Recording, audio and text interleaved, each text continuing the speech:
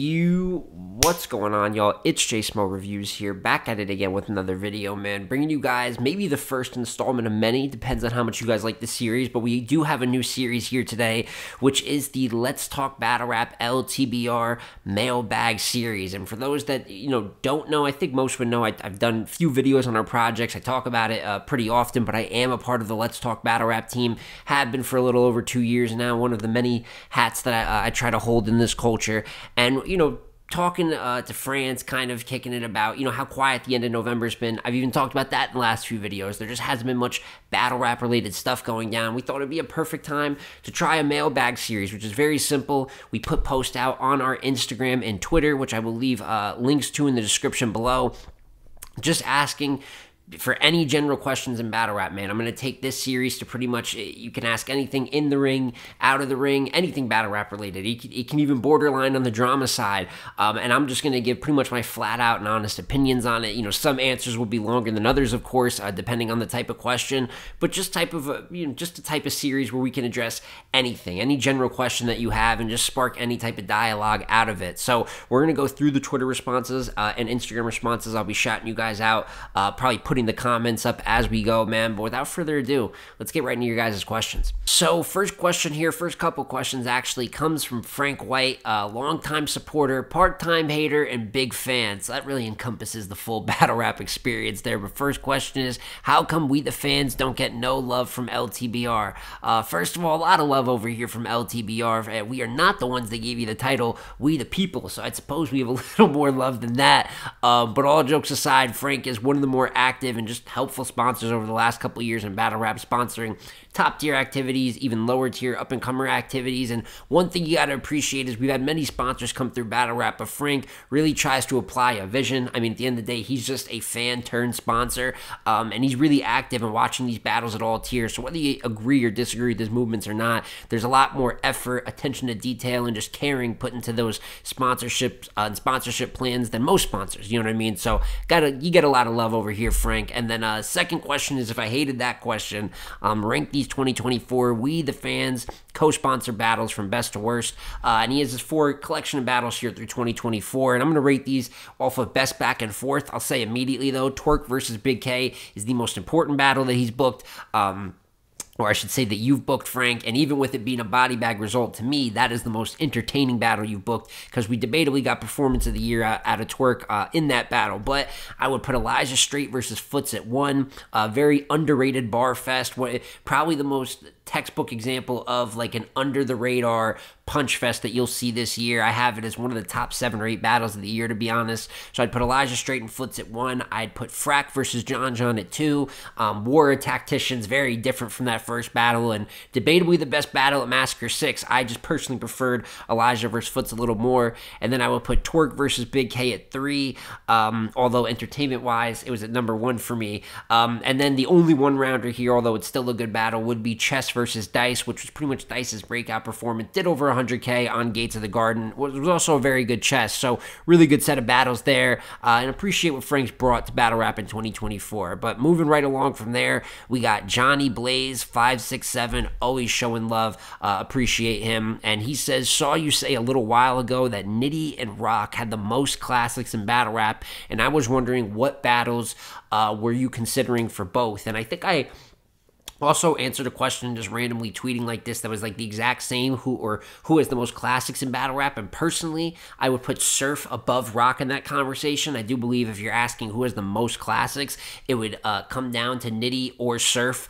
although Rock for many will definitely be in that conversation. But just considering these 2 names here, Nitty, the one consistent name either way. I mean, this is a guy whose career is really based off of high quality battles. You have battles like Av, obviously, Iron Solomon. I believe the Geechee Gotti rematch on Gnome 11 was humongous. Even quality-wise, it was really good, but I think the impact of it, splitting the money, battling in front of Drake, all those things also adds to the classic feel of it. And then you get into battles where I feel like those are the for sure. When you talk about Av, when you talk about Iron, even when you talk about Geechee, those are almost locks for me. And then you get into battles like his first battle versus Danny Myers on King of the Dot and what that meant at the time. You also get into battles like him versus A-Ward, which won Battle of the Year in 2022. Him versus Lux, which just happened this year, and I think it's very likely to win Battle of the Year again. So it's hard for me to name, maybe all the classic battles off the top of my head, but that's 5 or 6 without thinking too hard. I think that's a really good example of how Nitty just has battle after battle that's like high quality back and forth. And then even if we had to talk about someone like a Tworks, I mean, for me, there's always been a difference between just quality classics and impact classics. With Rock, you have battles like him versus Hollow to Dawn or him versus Daylight, where you could really debate that like every round of the battle is fire and brings something to it. But you also have battles like him versus Geechee Gotti, which are extremely high powered and important. I don't think it just gets the full out C-word classic certification, but there's plenty of high value, high quality, and impactful back and forth that Rock have that you can debate up there. Like I said, I would go with Nitty and Surf. Because I look at Surf, I look at the Big T battle, which is for sure classic. Geechee Gotti battle is classic. Conceited battle is classic, and so on and so forth. But whether you go in Nitty, Rock, Surf, they're obviously all very high up in that conversation. Next couple questions here are coming from Tito at TitoKMF, who is a fellow COTY panelist. We've done great work up there on the panel together, as well as content outside of the COTY panel. Just someone I got a lot of respect for. And he asked, as it pertains to COTY, what category or talking points do you think are the most underrated, and which ones do you think are the most overrated? So I'll give one for each. On the underrated side, I'm not going to say strength of schedule is underrated. It can't be. It's one of the most talked about categories. But, besides just battling the best top tier names, which is the easiest and most basic way to build up your strength of schedule, I think something that's underrated is battling guys who are also going to rank high up on the list there with you that year. So, for instance, right, when Geechee and K-Shine battled at the end of 2018, and people thought COTY might be between them. When Chilla Jones and B-Dot ended up battling towards the end of 2020, and people thought COTY was between them. Or even Rum Nitty in 2022, who battled, I believe it was either 5 or 6 of the members of the overall top 10 or top 20 list. So something I think is underrated is not simply having a high strength of schedule, but battling if you're like projected to be top 10, battling other people projected for that top 10 or top 5. Because now, while most times that's going to be a top tier opponent, you're also battling them when they're at their best. They're on fire too, and I always say battle rap is about the best battling the best. So if there's 2 guys that people have in that convo, top 5, top 7, and you battle, it always gets more attention. It always is a big talking point when it comes to the panel. So I always say, don't just battle other top tiers, we'll do that, but try to battle the ones that are doing just as good as you that year, and that's going to create the best battles. And if you win, it's going to be the best value win that you could probably get in that year. And then for most overrated, also going to kind of refer to strength of schedule here. I think just purely battling 10 plus times or 15 plus times and then just like listing the resume without results, to me is the most overrated way of like a COTY case getting like kind of promoted or emphasized. And for me, is trying to volume your way to the case rather than just winning. So it's not saying that just because you battle 15 times or more that you've had a bad year, I'm going to look down on it. But there's a lot of times where people battle 15 plus times. It's a lot. It's usually more than a battler really should be doing. And you're going to have a mix of results. You're going to have some clear losses in there. You're going to have a couple of dud performances. But then you have people that just put out this list that has 20 names on it, and they're like, how could I not be a champion of the year with this work rate? Because it's not just about writing down all your work on paper. It's about what you actually do in each individual battle. So I have to say one thing that's underrated, it's battling the other people who have done the best that year. And if there's one thing that's overrated, it's battling just 15 or 20 times and just thinking you get points just simply for the amount of times you battled, when it's about keeping consistency and results. So even if you bring it down to 8 or 10 battles, if that leads to better quality across the battles, that's way better than having a more stacked resume with twice the work, 20 battles, but the product really isn't all that when we go to watch the battles themselves. Then he also asked, if I hated that question, what is my favorite event series in battle rap? And this is an easy one. I love the Volume series. I think Volume 1 through 5 is like peak level battle rap. The setting is great. The type of crowd that was there that mostly is battle rap related people kind of reacting accordingly, in my opinion, not too much and not too little. And we've just overall, small room battle rap. I think all styles have the ability to be great in small room battle rap. I don't feel that way. You get to bigger stages, it's harder for everyone, every type of style to do the same. Small room, equal playing field, usually get the best versions of all people. That's why the volume series is my personal favorite. But then from there, we go to Britt. Britt Say Wow, and she asked, what's my favorite battles this year so far in 2024? I think I'd said it earlier, Lux versus Nitty for me is the battle of the year. Instant classic, which you really only get every couple years or so in battle rap. I think it's a very, very special battle at that. But if not that, I also think Chef Trez versus Fonz, which happened early in the year, and I know as the year goes on, we could forget about stuff in the first quarter, but for me, Chef Trez versus Fonz is still an incredible, one of the best battles I've watched between two of like the pound for pound best. And it kind of goes back to Tito's question earlier when I said, the best things to help your year is battling people who are also doing very good that year. And even though it was in the beginning of the year, we obviously moved forward. There's been a lot of battlers that have done great. I'd still look in Chef Trez and Fonz as two of the better battle rappers this year. And it just goes to show when they ended up battling, while both of them are clearly, I'd say in their prime or giving some of their best work yet, they gave one of the best battles of the year, one of my favorite. So I would go with those two. If you're going to ask me what battles I love, I'm walking away from 2024 thinking about those two quite a bit. So then we have a trio of questions here from my guy, Battle Rap Shams. Day one supporter with Shams, man. A lot of love. I'm talking battle rap for years, but I am going to go a little bit quicker here since it is 3 questions, right? First one is battle rap dead? Absolutely not. I know there's been people saying that, but they've been saying that for 7 years, right? At the end of the day, rants and downing something, the fall of something, that's what's going to get the clicks and the traction. So you see people a little bit of storm chasing with that, but we have great battles still happening, a great quality year in 2024, multiple leagues still throwing high level events, big matchups left to do, COTY races now and next year, so we still have things to look forward to. And as long as we have that, battle rap is not dead. Just focus on the actual battle rap and not the nonsense on the outside. And then you have what newer talents has your attention and why. I'll just name 2 real quick, which is King and Tex.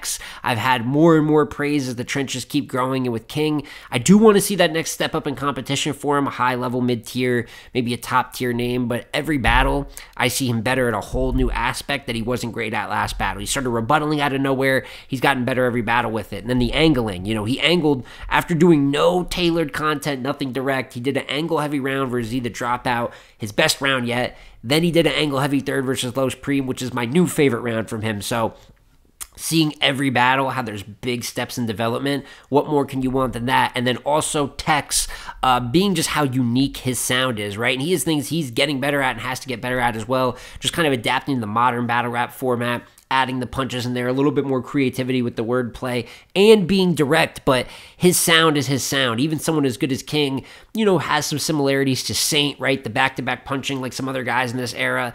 Tex lands points in battle rap in a whole different way. Very, the pockets he gets into are very unique. Even though he's gritty, and many people are in battle rap, his sound is unique to him. He sounds like his own battler, and that might be the most important trait above all. And then who do you think is the most impactful battle rapper in history? Very large question, right? And there's a few you could argue, but I'm going to go with Loaded Lux. Lion's Den, humongous, gave us so many legends that we have today. Obviously being like the first the pen lane, super complex style. He's what that all traces back to, which is also a key factor in the overall landscape. And then, of course, his battles themselves. Loaded Lux's catalog, even while limited, is ridiculously legendary and impactful. So I'm always going to go Lux with that question. But a good, trio of questions there from my guy Shams. Then we have one from Do X Latrina. I really hope that I did not pronounce that all wrong. My bad if I did, because he asked actually a fantastic question here.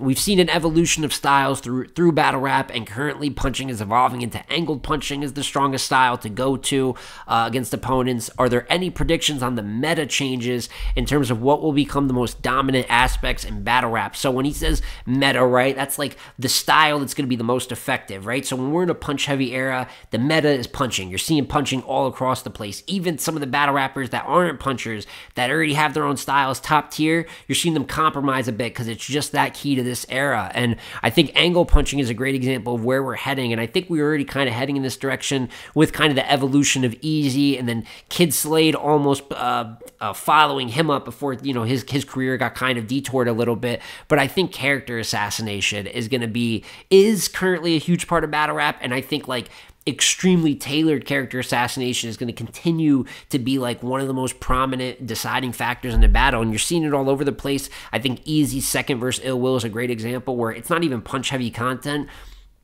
You're talking straight to their career or straight to an aspect of them where there's not even reaction sometimes. They're letting you rap through it, but it's all building up. They're really listening to the message. And I think Geechee versus Hitman, that was almost all character assassination. Loaded Lux versus Nitty is a bar fest, but the thing that brings it to the next level is that level of wordplay with that level of directness that Lux had across all three, that Nitty particularly had in the third round of that battle. People want to hear you rap directly about that opponent. There's something exciting about that you can only hear in that matchup. So if you know, as far as meta changes, angling is always big in battle rap, but particularly character assassination, those elongated pockets where the punching, the wordplay doesn't matter as much. It's about the aspect of your opponent that you are talking about. Then from there, we have here for battle rap with a bit of a spicy question. Does Tworks' few good performances erase the chokes, stumbles, and no-shows, or does it all count towards his overall legacy? And here's the thing with a guy like New Jersey Twork, right? We know talent-wise, he's absolutely one of the best ever. We also know he is one of the most inconsistent ever and has the ability, more so than almost anyone, to not show up to a battle or show up with the rounds sold separately, right? So the thing about Tworks' legacy is I can't take away the fact that he's beat many top tiers. Actually, if you look at it, I remember when we did the top 50 all time for Let's Talk Battle Rap, he debatably has the most wins. Just not like the best record mathematically, right? Like 16-2, something like that, but he might have the most wins versus other top tiers. I mean, John, Averb, Shotgun Suge, what he did to Murder Mook. I had him beating Tay-Rock. There's plenty of wins, but there's also as many wins as I can name L's as well. So I think on an all-time scale, you'd be lying to yourself if you said he's not at least like a top 50 and really top 30 or 40 battle rapper of all time. He has the ability and should be a top 10 battle rapper of all time, but his mess-ups are going to hold him back there legacy-wise. So am I going to look at him as not a great battler because of the not great things he did? No, because the wins should count more than your losses. Anyone can lose. Only a few people can win. That's why we are shocked when they go and do these great things in the sport. So he'll always cap what his legacy could be. It definitely affects it, but I don't think just because of his fuckery, you can completely erase the talent either. It evens out somewhere in the middle, and instead of being a top 10 talent of all time, he'll still be one of the best, but probably more in that 30 to 40 conversation, right? Compared to other greats who are way more consistent. So then we have a ton of questions here from Spills, the Bash Money manager. Of course, they're all Bash Money related, so we're going to fly through these since there's like 5 or 6 of them. Is Bash Money the hottest battle rap group? No, EFB is still around.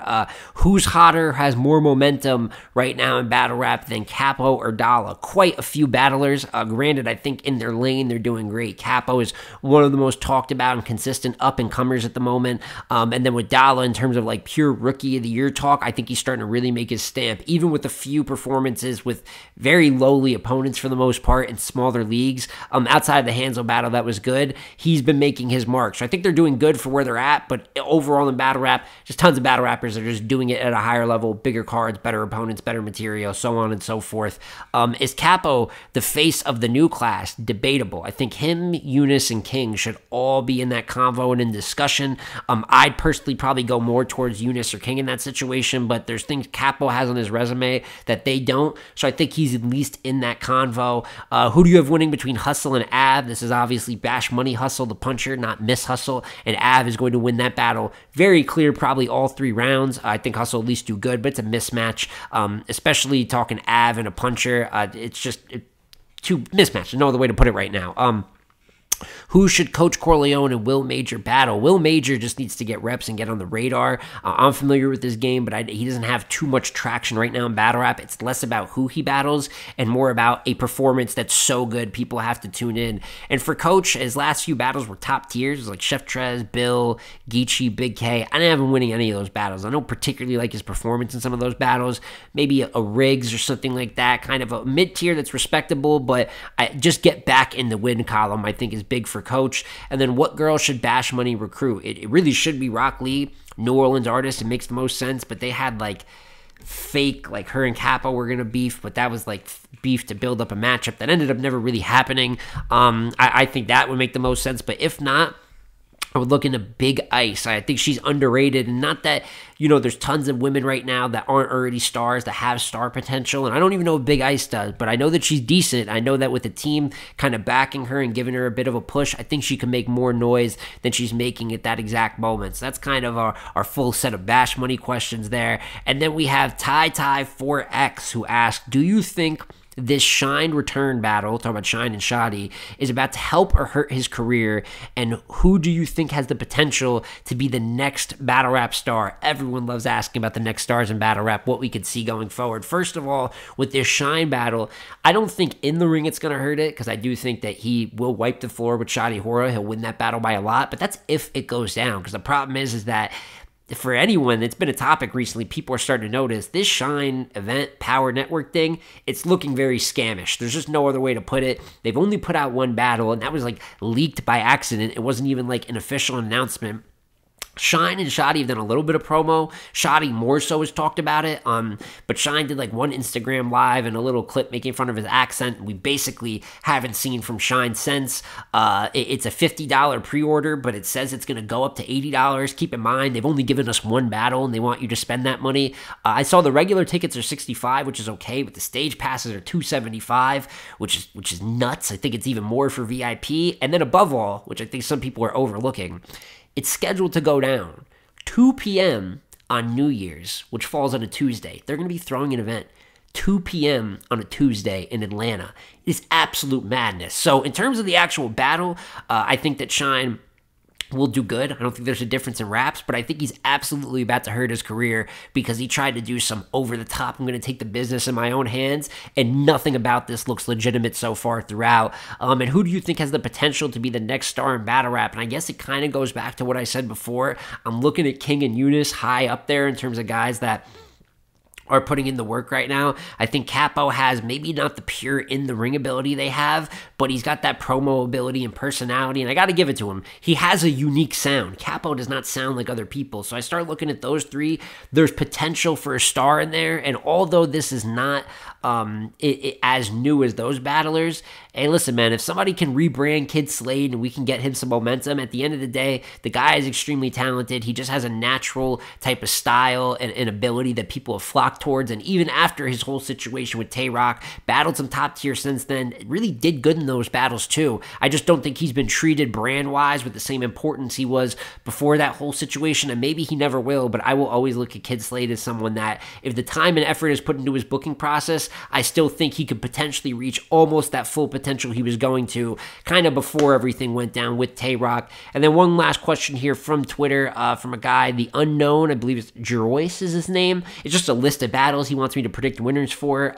Easy versus Beat-Dot, I would have Easy winning clear. Prestavia versus Big K, I would have Big K winning clear. Prestavia doesn't have enough reps yet. XL versus Shayna Ashley. Shayna, just a better all-around battle rapper. E-Heart versus JC. I don't believe I've seen JC lose to a woman yet. Respect to E-Heart, but we know what JC does, especially when he has the advantage of a battle going in.